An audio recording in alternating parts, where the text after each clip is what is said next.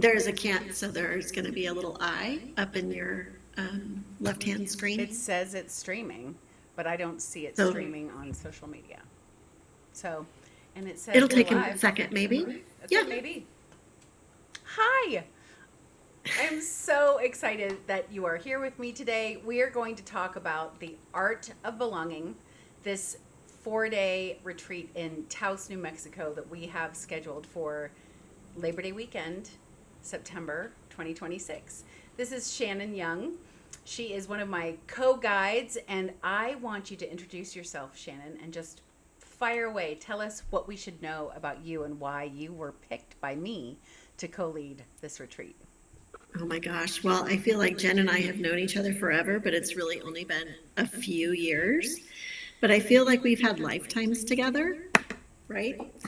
And after doing so much work with Jen and our own personal kind of unfolding, if you will, and kind of walking side by side each other through, it's like this portal of healing. I don't know, I'm just going to say that. Like it's been absolutely wonderful. And I don't even have words because Jen has been such an important part of my life for the last couple of years. And so I am so grateful to be able to be part of this retreat. And what I do is I'm a certified master life coach, and my jam is to create sacred and safe places for women to just be exactly who they are, to just be you. And that, I mean, that's why I'm here, is to love on women and to really create this little container that's super safe for us to express our truth. That's it. And so that's kind of why I believe that Jen also chose me, maybe. I don't know. And because I walk the walk and I talk the talk. And so I don't share anything that I haven't used myself. And I love helping women retool their toolboxes so that they can go out in their relationships and their work life and their all of their different hats that they wear and be all of who they are and all of who they're meant to be without leaving parts of themselves behind. And so I'm super excited to be part of this retreat. Yes, I did actually bring you on for a number of reasons that you just shared, including Shannon has held a number of retreats and is a powerful grounding element for me personally. And we have walked through some fire, both together and before we Yeah. knew. I am a little literal fire walker, and Shannon wants nothing to do with fire walking, but we've both done it metaphorically in different ways. And I love how you said that you don't share anything that you haven't done yourself. I think that's really powerful because um, one of the things that I see happening in 2026 and beyond as we move through this is that as as we work with the systems, the astromancy systems of human design and gene keys and all those things, our core wound becomes our vocation. That which hurt us the most becomes our job to share and to hold space and to resonate at that frequency for other people to help guide them across the path as well. And you help me do that every day. I love our 6 a.m. coffee talks because it starts my day off perfect every time. And so I want to ask you just a question about how do you hold space in a women's circle, and how can that serve women when times are so topsy turvy? That's a really good question. I think part of how I host and facilitate a women's circle is to create a super safe place.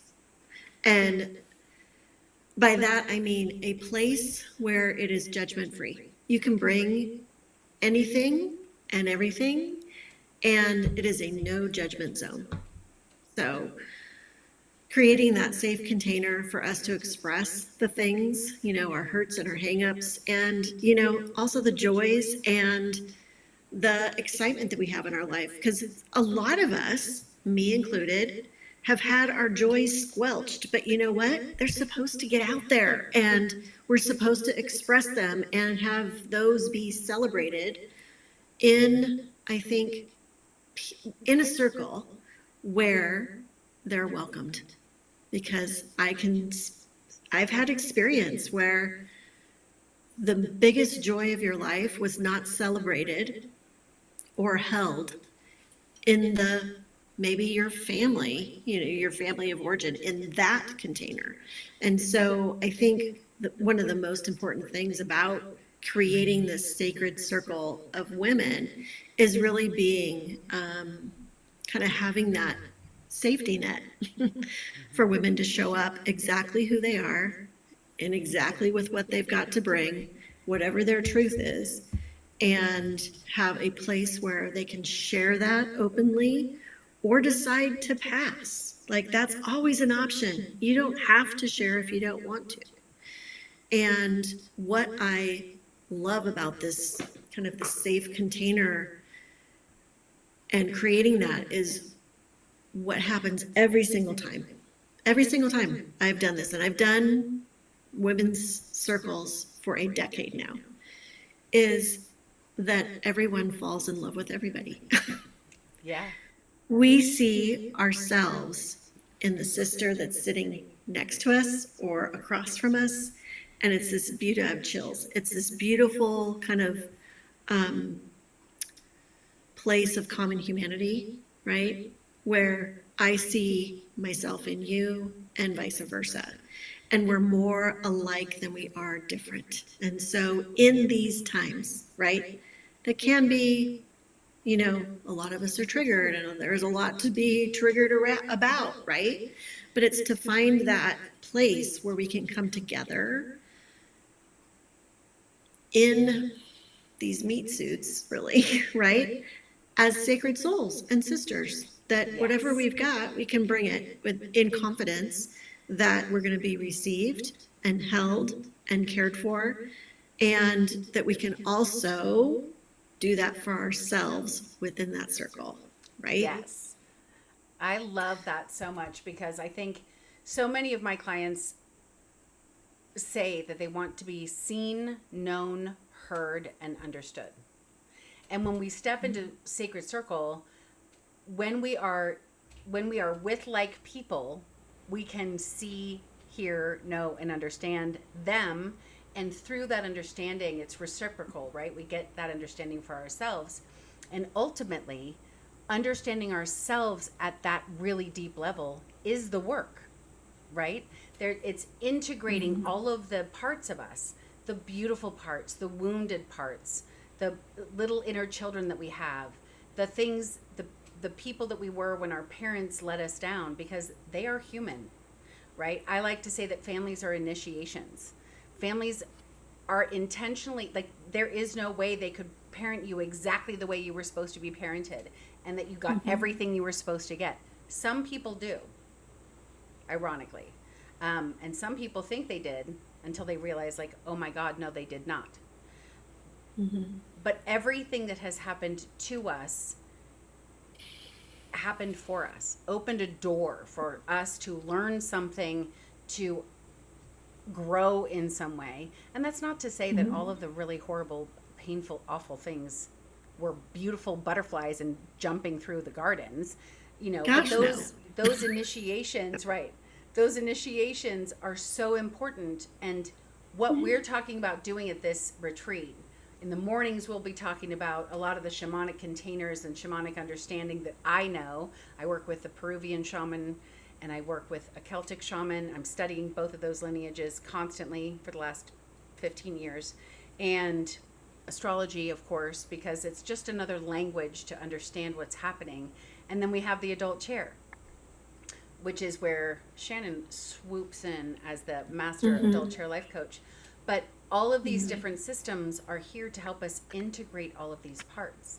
Healing does not mean getting rid of, healing means integration. and welcoming and learning how to take care of yourself.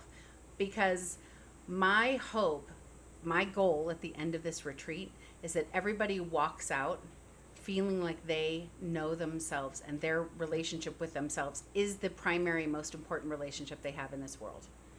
And if they start from there, it shifts the lens. I believe we're kaleidosouls, right? Which shifts that lens. Right, exactly. Yeah, I love that. And I couldn't, like the, kind of the vision of, when that woman leaves the retreat, they have discovered, right, or rediscovered all of these parts of themselves that they have needed or that have developed along the way that maybe they didn't like very much Yeah. when they entered through the door, but when they leave, they can meet those parts with beautiful self-compassion, and they can hold these parts around, we could say, that sacred circle as well, right? And leave knowing that they've got it. They've got all of these parts that created who exactly they are, and love the parts of who they are instead of leaving them behind. I love that which so maybe they've much. done before. Sorry to interrupt. I love that so much because nervous system regulation is so up in the vernacular right now, right? Take care of your nervous system. Take care of your nervous system. And I remember 20 years ago, probably, during my colorful first marriage, when I was at a therapist and I was explaining what was going on in explosive rage that continued from my bio family as I grew up into that first marriage, she said, well, you have to stay emotionally regulated. And I was like, what the hell is that? What does that mean? I have never heard that. Nobody what is, it sounds nice, right? That sounds like a comfy couch I want to go sit down on, right? I had no idea what it meant. And so I have spent the last 20 years plus working on what that looks like to be emotionally regulated. And what's so amazing is being able to notice when I get triggered or something hits me wrong or there's an emotional response, and I can put my hand on my chest and say, wow, it makes perfect sense that I feel this way, and I've got me. It's okay for me to feel this way, and I've got me. And like instantly the fire's put out, just these by tiny little movements and little sayings and little actions, because I've taken the time and put in the hours, both with you and with other people, to learn how to notice all of those triggers and notice the parts of me.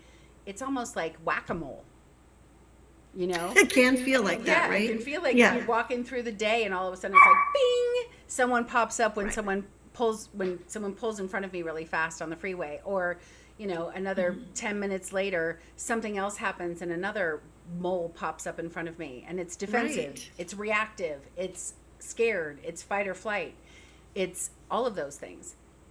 Until it's not. Right? Until you can recognize those parts and take care of it. Right. Yeah. Until you have this beautiful awareness of, oh, that part just popped up. Instead of whack-a-mole, I'm going to meet it with compassion, right? Like, hey, babe, I've got you. This is not that. Yeah. And we're in a different situation now, and I know that we're going to be okay. I've got you. Yeah. Right. And it's really learning how to have a relationship with these parts of ourselves that maybe we never have, and we've suppressed them or denied them, or, the parts just want to be seen and heard just like we do. Right. And so it's really turning towards those parts of who we are instead of whack-a-moling them, right? Which is what the tool that we needed to use at the time. Yeah. But we have different tools now.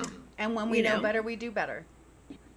One of the things that I remember as a teacher, I had heard this, and as a parent of a sensory kid, this was repeated to me over and over, is to be aware of how much was in the cup. And for a sensory kid, or for many of the kids coming into the classroom, and hell, for me half the time when I was teaching and there was, chaos happening in the classroom, noticing how much liquid was in the cup. And for so many of us, we wake up in the morning, you come downstairs, your coffee pot doesn't work, there's a fuse blown, whatever might happen, and that adds some water to your cup. And then when you're getting ready, you drop your compact and it shatters and it goes everywhere and the powder's all over your room and now the dog's eating it and it's on the carpet. There's more in your cup. Then you get in the car and you go drive to work and you get caught in traffic and there's more water in the cup. Managing where that level is and how learning how to lower the level of volume that is in that cup before it overflows is, it should be taught in preschool. It should be taught to all of us. It's the greatest gift I ever taught myself was how to walk through my day constantly in connection with where that volume is. And then taking care of myself when it's really high and I just am feeling that's really high and I can't do anything about it. So I'm going to go sit on the couch, drink a glass of water, put on some music, go take a nap, whatever it might be. But we've been conditioned to just go, go, go. Like, who cares how much water? Right. Press through, press on, just keep going, just keep going, just keep going, right? Yeah. Yeah. What I did before even this call was I went out in the backyard because it's been a very busy day. I kicked off my shoes. I put my bare feet on the grass and just stood there and connected. Yeah. And just took a few deep breaths. And that's it. That's all I did. But it was, this is what I need to do before I do the next thing. I need to, right? Right. And so it sounds so simple. It sounds so simple. And it really is, but it's so profound. And it's nervous system regulation. That's exactly what I did in that moment. So, yeah. So fun. It's so fun. What is the thing you're looking most forward to in this retreat? Either as a participant, because even though we're guides, we are actually participating and doing the work alongside. So what are you most excited about?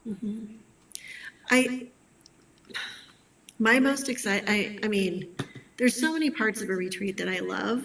But I think probably the thing that I get most excited about is when I see or when I experience, when I see the women connecting with each other. Like, they come through that door, that first hour, and it's doing something brand new that maybe we've never done before, right? We're all new. This is the first time we've ever done this before, right? So we might be a little scared, a little nervous, a little whatever it is that we're bringing in. But what I see, right? Awkward, or I'm not wearing the right thing, or I don't, right? The whole thing. However, when the women get to know each other and then this net, right, that we've created in this sacred women's circle, really within this retreat, is the safety really allows for the women to kind of unfold and be so authentically who they are that when they each start connecting on the side, or say at meal times or during the art, projects, is when you can hear the conversations, the real, genuine, authentic connection that happens between the women. And they really start falling in love with each other, right? Yeah. And friendships are made. Like, that's the thing that I love to see. That's the thing I love to experience and be a witness to. It's like being a fly on the wall in your favorite place, right? I love that. And so, I love that's that my visual. favorite part. And I'm so looking forward to creating the cauldron so that we can do all of this beautiful, rich, deep work with joy and transformation and interest and lightheartedness and curiosity. Curiosity is a huge part of this. And, we have the yurt outside for yoga in the morning and for we're going to have a cacao ceremony out there. We've got the swimming pool for the off times and people can sit out in the sun and swim if they want to. Hot tub, there's a sauna. And we're right in town. If the Pueblo has a drum circle going on, we're going to be able to hear the drum circle with blessings from them. There's so much richness to what we're going to have access to with no expectation. And then the creative part, the creative part, I'm going to talk to Kate later this week about what we're going to do with that. But I believe that when we are in access to our creativity, we are in the energy of possibility. And as we are writing in, communicating with our future selves, imagining what the next millennia, year, month, week might look like, we get to step into that and meet it at the canvas with curiosity and with compassion and really start a conversation with our subconscious self and our conscious self and our future self, and really anchor all of this onto the canvas. And it is process based. It is not product based. So nobody has to be an artist here. But it's all about the outcome. And you go home with this map. We're creating a map, not homework, not like, oh my God, this is work and blah. It's literally giving tools to help you to create the map and really make the map come alive with the dreams and ambitions and goals and shifts that you wish to make in your energy to move forward. And what the hell? Like, we've got the best job in the world. I think so. The best job in the world. It's so inspiring and so exciting. I just cannot wait. I'm so thrilled that you agreed to come on board and help us hold space, because when I am with you, I am with a compassionate mother energy. And I honor that so tremendously in you. My mind is like, ping, ping, ping, ping, ping, go, go, go, excitement, all the systems and all the things. And you're like, put your feet on the ground. Get embodied. So awesome. Yeah. Amazing. Thank you so much for being here today with me. I really enjoyed this conversation. Love you tons. Thank you so much for having me. I cannot wait till September, and thank you so much. You're so welcome. Love you too. Yeah. Bye. Bye.